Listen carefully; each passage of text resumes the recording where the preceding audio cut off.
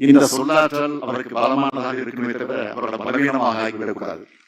இதுதான் இதை நான் ஏன் சொல்றேன்னா அது அவருக்கே தெரியும். என் சொல்லை தட்டாத பேட்டியார் என்னுடைய அறிவுரையின் அர்த்தத்தை ஆழத்தை நிச்சயம் புரிந்து கொள்வார் என நம்புகிறேன். பீட்டிராஜன் அவர்களுக்கு நம்முடைய அமைச்சர் பழனிவேல் தியாகராஜன் மட்டும் வாரிசு இல்லை, நானும் வாரிசுதான். திராவிட வாரிசுகள் இருக்கிறவங்களா திராவிட வாரிசுகள். வாரிசு சொல்லை கேட்டாலே சிலருக்கு எரியுது, பத்திக்கிட்டு எரியுது.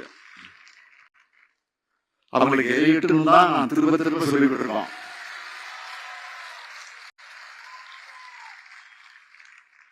இன்னைக்கு எப்படி திராவிடத்தை ஒழிப்போம்னு சில கைக்கூலிகள் பேசிக்கிட்டு இருக்காங்களோ அதே மாதிரி பீட்டிராஜன் காலத்திலையும் நீதி கட்சியை குழி தோண்டி பாதாளத்தில் புதைச்சிடுவேன்னு ஒரு தலைவர் சொன்னார்.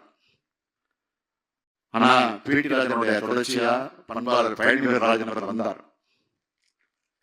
இப்போ பழனிவேல் தியாகராஜன் நம்ம கூட இருக்கார்.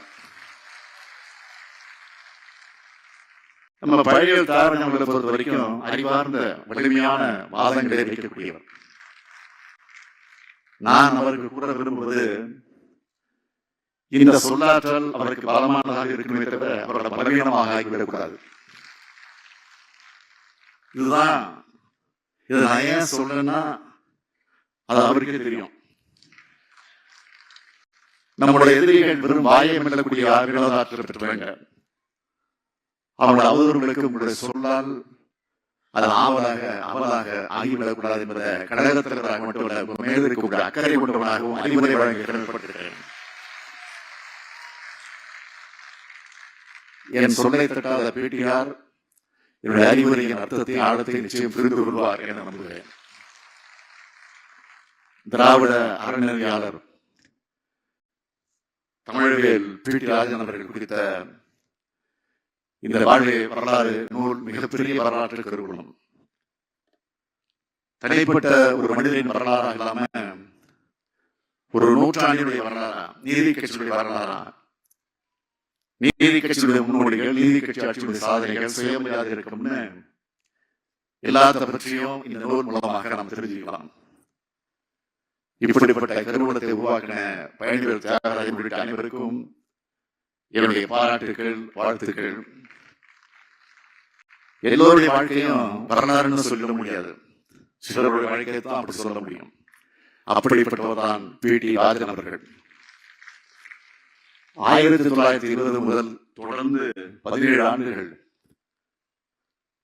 தொடர்ந்து சட்டமன்ற உறுப்பினர், பொப்பிலி அரசர் பி. முனுசாமி ஆகியோர் அமைச்சரவையில அமைச்சர், சென்னை மாகாணத்துக்கு முதலமைச்சர், தன்னை பெரியார் நடத்தின முதலாவது சுயமரியாதை மாநாட்டில் கொடியேற்றி வச்சவர்,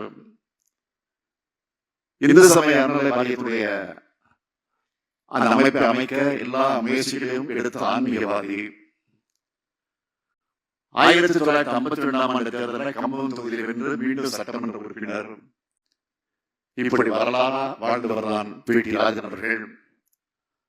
அவருடைய சாதனைகளை பட்டியலிட்டு சொல்லிக்கொண்டே போகலாம்.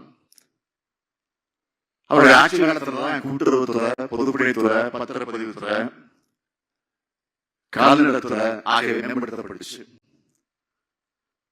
கூட்டுறவு சட்டத்தை ஏற்றினார், நிலவர வங்கியை தொடங்கினார், சிறுதொழில் வளர்ச்சிக்கு சட்டம் கொண்டு வந்தார்.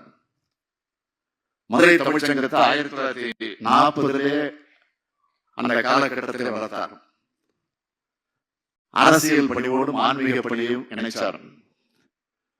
மதுரை மீனாட்சி அம்மன் கோயில், வடபழனி முருகன் கோயில், பழமுதிர்ச்சோலை ஆகிய கோயில்களுக்கு பல்வேறு திருப்பணிகளை செய்தார். 1957 சட்ட மேலவை உறுப்பினரானார்.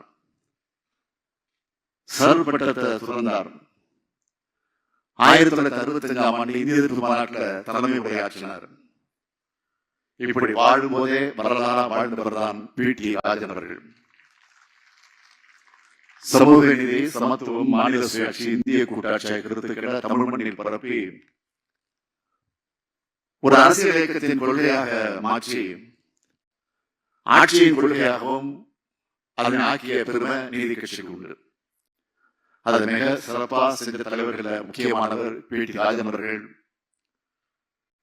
நீதி கட்சியுடைய பெயரை திராவிடர் கழகமாக மாற்ற முடிவு தந்தை பெரியார் எடுத்தப்போ பி.டி. ராஜன் அவர்கள் அதை ஏற்காமல் அதே பெயருடன் தொடரணும்னு சொன்னார்.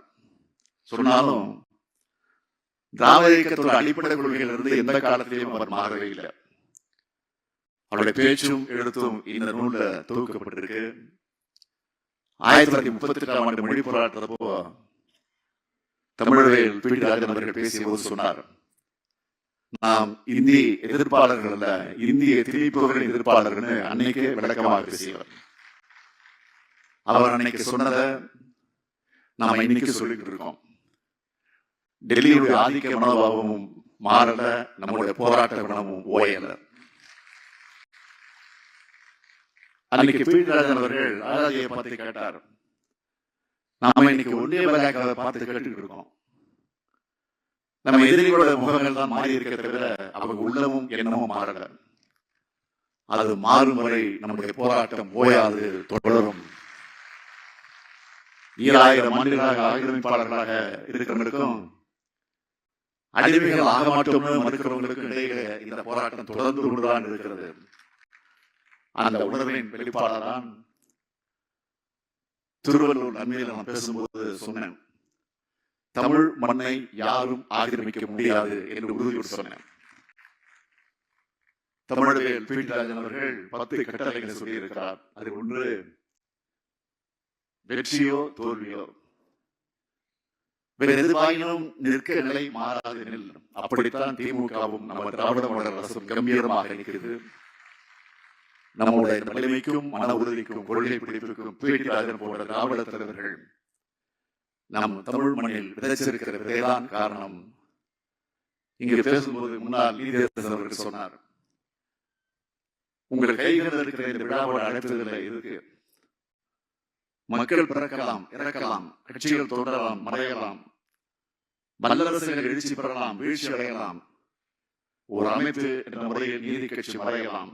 ஆனால் அந்த கட்சி எந்த கொள்கையின் அடிப்படையில் தோன்றியதோ அந்த கொள்கை என்றைக்கும் நிலைத்து நிற்கும் தமிழர்கள் பி.டி. ராஜன் சொல்லியிருக்கிறதுக்கு இந்த அரங்கில் இருக்கிற நாமும் கோடிக்கணக்கான மக்களுடைய ஆதரவால் உருவாகி இருக்கக்கூடிய திராவிட மாடல் ஆட்சியும் தான் சாட்சி. பி.டி. ராஜன் அவர்கள் சொல்வார், திராவிட இயக்கத்துடைய கொள்கையை பேச ஒரே ஒருவர் உறுதியோடு இருந்தால் போதும், அந்த கொள்கை வளர்ந்துவிடும் சொன்னார். இன்றைக்கு ஒருவர் இல்ல, கோடிக்கணக்கான திராவிட கொள்கைகளை பேசிக்கிட்டு இருக்கிறோம். இந்த முன்னேற்றத்தை கடித்தமைச்ச பெருமக்களான தியாகராயர், டி.எம். நாயர், நடேசனார், பனகரசர், சௌதரபாண்டியனார், ஏ.டி. பன்னீர்செல்வம் ஆகியோர் செய்த போற்றத்தக்க பெருமகனாக விளங்கிய தமிழர்கள் பி.டி. ராஜனுடைய புகழ் வாழ்க, கனவுகள் வெல்க முழங்கி விடைபெறுகிறேன். நன்றி.